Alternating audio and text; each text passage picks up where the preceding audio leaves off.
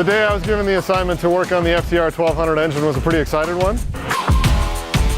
It's a very new segment for us, and it's clearly a new chapter in Indian's history.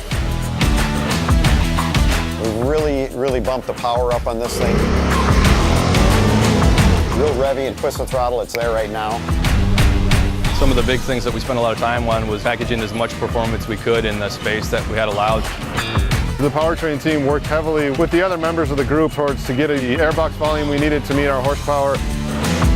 We incorporated the intake manifolds into the cylinder heads, and we also changed over from a single bore throttle body up to a dual bore to increase the flow and performance of the engine. We increased the port flow on the cylinder heads, as well as took out a whole bunch of weight from the cylinder heads. And we also took a bunch of weight out of the valve covers by going to magnesium and redesigning them to a single piece. We increased the displacement.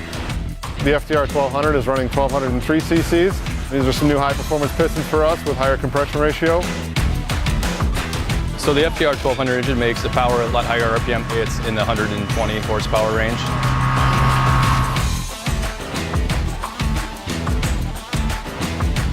Also, the other big difference is we pulled a lot of mass and inertia out of the crankshaft to make it rev quicker and snappier and just give it a way different feel for the entire bike.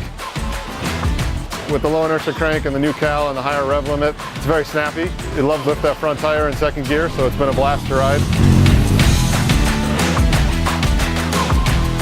And we're using the engine as a structural member of the entire motorcycle. So we've got a swing arm pivot through the rear of the crankcase, and then we're grabbing onto the front cylinder. So we're using that whole engine as part of the stiffening feature for the motorcycle. One of the nice things about the FTR1200 is the flat torque curve. It's very linear, so it makes the power you need, and it also comes on whenever you want it. I really like the additional power and the peakier rev. It just feels really snappy and it's fun to ride.